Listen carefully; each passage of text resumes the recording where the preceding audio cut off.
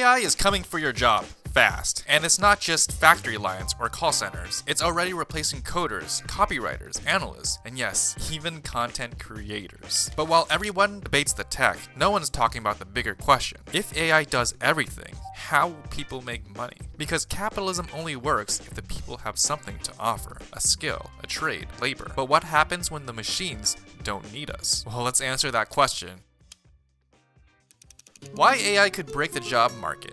From steam-powered factories to electricity that created the 9 to 5 and the internet which unlocked global freelancing, each time we feared machines, and each time new industries rose from the ashes. But this time, AI isn't just automating tasks, it's replacing minds. ChatGPT writes faster than most assistants, Midjourney designs in seconds, and Copilot can code better than most junior developers. These aren't gimmicks, they're tools that learn, scale, and never sleep. And for the first time ever, we're not building tech to help workers, we're building tech to replace them. AI doesn't just eliminate repetitive labor, it eats up creative, cognitive, and even strategic work. The world's most valuable companies are hiring fewer people, but spend more on AI. And the ripple effect? It's not just a job loss story, it's a revenue loss story, it's a tax-based story, and it's a societal breakdown story. So the question isn't if AI breaks the job market, it's what happens after it does. Because if people can't work for money, governments have to decide what comes next.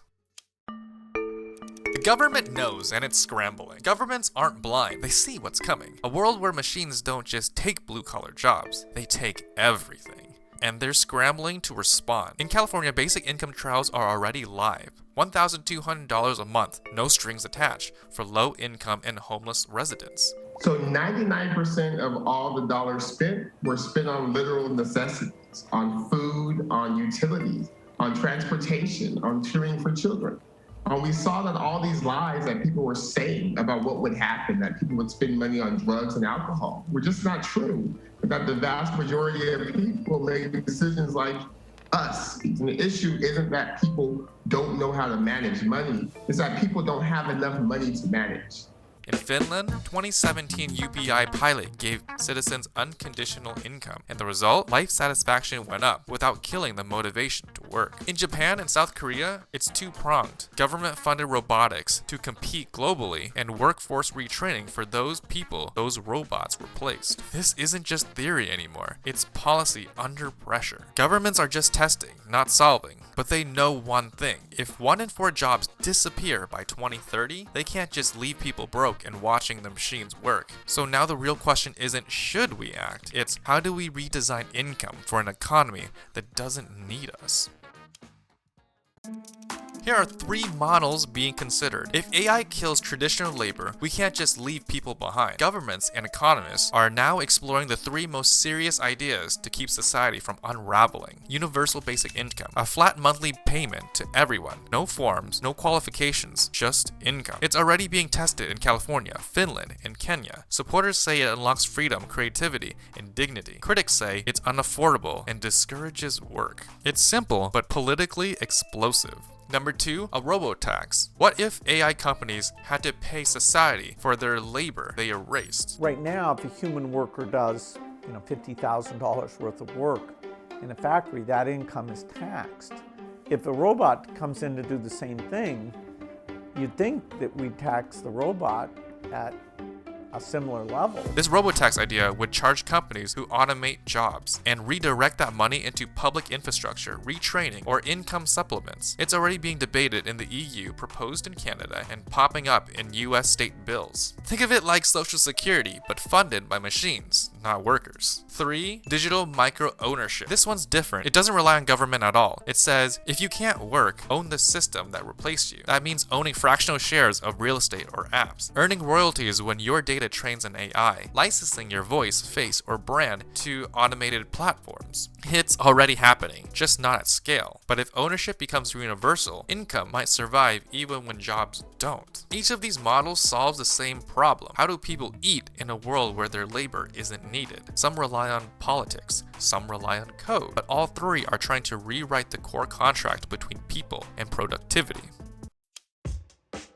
Now, let's address how will people actually earn in the future. Here are some plausible ideas. If AI runs the tools and the computers own the platform, what's left for the rest of us? The answer isn't just more labor, it's more leverage. In the next economy, you don't just earn by clocking in, you earn by owning something that can't be copied. Let's break it down. 1. Licensing your output. Train an AI on your art style, your voice, your mind. Then license it. It can get paid every time it's used. Think of it like Spotify for your creative brain, a royalty model, but for prompts, characters, or ideas. Creators are already doing this, from AI-trained influencers to photographers whose style now powers generative tools. Owning a slice of the platform. Don't want to sell your work? Own the system that sells it. Tokenized apps will let you buy a slice of everything. Buildings, startups, even revenue-generating YouTube channels. It's already happening in real estate, collectibles. Soon everything you use might partially be yours. Your income becoming decentralized, money while you sleep at scale. 3. AI paid UBI. Some economists say if AI replaces labor, it should fund the economy it's disrupting. Instead of taxing people, taxing automation itself, and use the gains to pay everyone a digital dividend. AI pays the workers it replaced through the state, not socialism, just survival.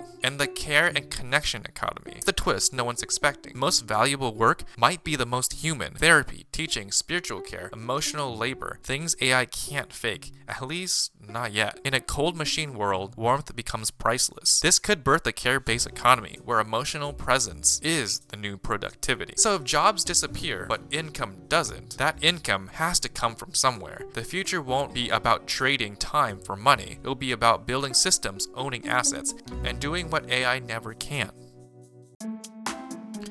Let's talk about that dystopian future. What if we don't fix this? Let's be honest, if we don't solve this, the fallout won't look like a sci-fi movie. It will look like a slow unraveling. We could see a massive underclass, people with no jobs, no skills to offer, and no role in the machine. They'd become permanently dependent on corporations just to survive, streaming content made by AI, using money issued by the same companies that erased their jobs. The mental health toll? Crushing. Purpose? Gone. Routine? Shattered. Meaning? Outsourced. No income means no spending. No spending means no growth. And without growth, capitalism collapses on itself. This isn't a dystopian guess. It's what happens when exponential automation meets political inaction. Just ask anybody who lived through 2008 or the 1930s.